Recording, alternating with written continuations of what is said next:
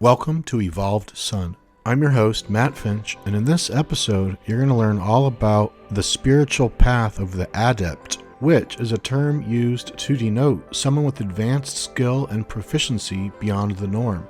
And the Adept is using this third density illusion for spiritual evolution. To teach you all about what an Adept is, the spiritual path of the Adept, and other Adept concepts, I'm going to be reading from the Adept section in the Raw Contact Resource Series Concept Guide by Gary Bean and Diana Roy. This book is based on the Raw material, which was a telepathic trance channeling that took place in the early 1980s, with Don Elkins, who was the questioner, Carla Ruckert, who was the trance telepathic channel instrument, and Jim McCarty, who was the scribe. And together, all three of them created a powerful synergistic effect, which is what led to the Raw Contact, in which they channeled the Law of One info from Ra, a social memory complex from the late 6th density of our 7 density octave of creation. Alright, and without further ado, let's get right into learning about the Adept.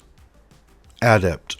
Ra offers much information about the positive path of an Adept, and somewhat less about the negative. Often, they refer generally to the Adept without specifying its polarity. It therefore takes some work to decipher which qualities and actions likely belong to positive Adepts only, which to negative, and which to both. The following descriptions will do their best to navigate the distinctions. Most on planet Earth are non-adepts, attempting use of the lessons of this density to make the choice and polarize. Adept is a term used to denote someone with advanced skill and proficiency beyond the norm. The Adept is continually polarizing, too, but is much more aware of the possibilities of using the illusion for spiritual evolution. Thus, the Adept intentionally moves into higher energy centers in order to do work in consciousness, seek hidden understanding, and offer service therefrom. Ra says of themselves that they continue to walk the many, many steps of adepthood, where there are many things which fall away at each transformation. The seeker who is ready for adepthood has achieved a certain minimal balance of the red, orange, yellow, and blue energy centers, which is unique to that entity, with the addition of green for the positive seeker. The seeker then moves into working consciously and consistently within the indigo ray, or gateway to intelligent infinity.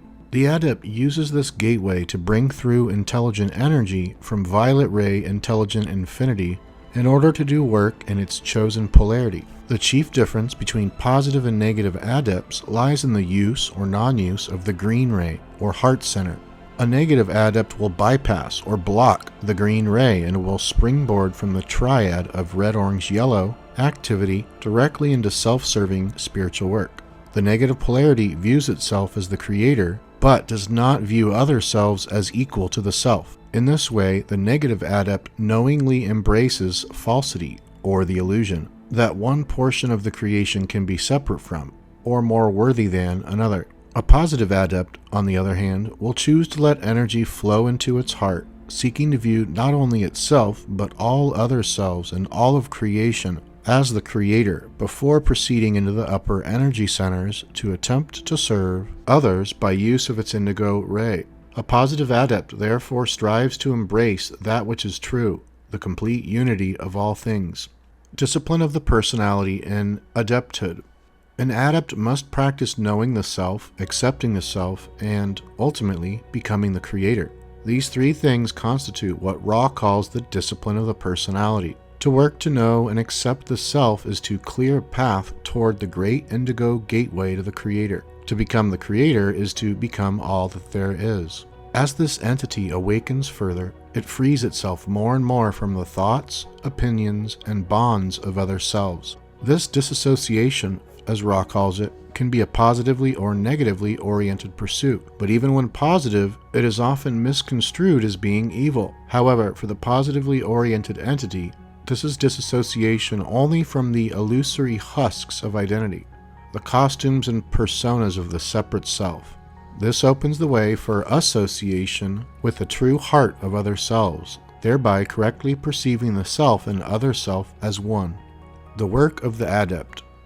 The positive Adept may bring intelligent energy through the indigo gateway in order to heal, teach, and work for the Creator in ways that are both balanced and radiant. Whatever the outer service, though, the Positive Adept's primary work is not that of doing, but of being, meaning that adepthood may not be visible by any particular outward manifestation.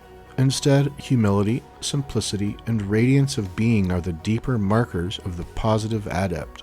Part of that work, known as the work of being, is to live more authentically as the true self, moment by moment, without pretense of any kind.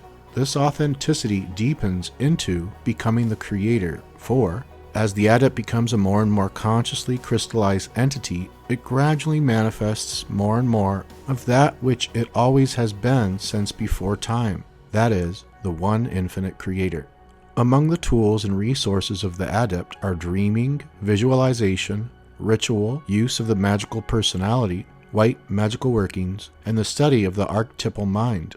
The negative adept may use all these tools and resources as well, except that their magic will not be of the white variety. While the goal of the third density entity is to make the choice of service to others or service to self, the Positive Adept can go beyond the pursuit of its own harvestability and to tap intelligent energy and intelligent infinity for the purpose of transmuting planetary harvestability and consciousness.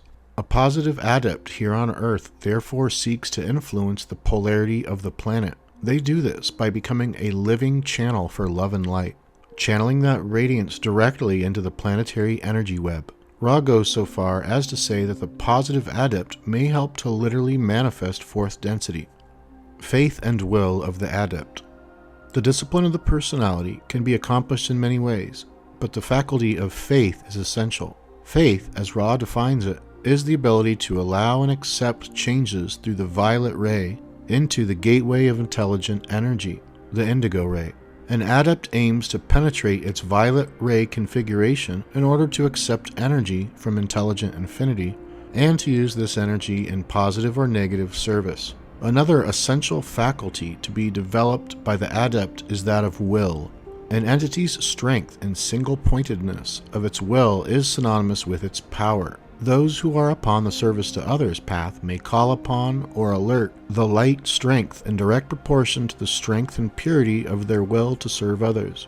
Conversely, those upon the service to self path may call upon or alert the dark strength in proportion to the strength and purity of their will to serve the self.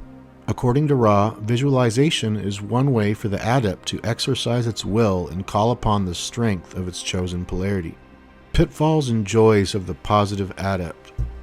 There are many adept wanderers who do no conscious work in the present incarnation, and for the great majority of adepts on this planet, the journey becomes a confused one during which, unable to successfully grasp the light of the sun, these entities remain groping in the moonlight. Insufficient faith likely plays a prominent role in this groping. For those successful Positive Adepts, joy of union with the Creator radiates throughout the life experience. Author's note, the moonlight. A note about Ra's phrase, groping in the moonlight. The adept works in the hidden realm of spirit. To the perception of the conscious mind, this realm is a darkness, illuminated only by reflected moonlight. This moonlit environment is made possible by the veil, which hides and makes mysterious the concerns of the unconscious mind. It is lit so dimly by reflected light that Ra calls our life behind the veil in space-time as a working in darkness with a tiny candle. As the candlelight flickers against the environment around oneself, hardly anything or anyone is actually truly revealed and understood. That is, it is very difficult to see all things as the one creator. As Ra said, the missteps in the night are oh so easy. What is the source of the moonlight? I theorize that it is the conscious mind which has been veiled from the resources and knowledge of its own deep mind. The seeker is thus left to navigate a darkened landscape using the dim, and often fragmented, reflections of its intellectual mind operating by the light of reason, combined with the intuitive mind that is sensing itself and its environment according to vague subconscious data shuttled upward from the roots of mind. Thus the adept gropes in the moonlight. This is a significantly rich phrase. To grope is to feel about with the hands searching blindly or uncertainly. From this term, one can draw many connecting lines to the way the self typically operates in this illusion. Reaching externally for satisfaction, meaning, and identity, seeking truths in time and not the present moment, finding innumerable reasons to fear and close the heart, and so on. It is the countless ways we identify with and blindly seek to preserve the separate identity. It is an armoring of oneself against living in the vulnerability of faith. This perhaps sheds some light on why Ra says that in such an environment, the progress chosen by many adepts becomes a confused path. But however enveloped in the darkness the self may be, however confused the path and dim the light, illumination remains ever possible through the disciplined exercise of will and faith. The self may, as Ra describes, grasp the light of the sun, which may simply be the experience of the self-luminous, logoic nature of self, full of joy and oneness with all things. Instead of seeking revelation and meaning from the reflected light of the conscious mind, the entity is self-sourcing who it really is. Faith and its associated qualities of surrender, trust, and radical acceptance may be the key to the end of groping and the beginning of illumination.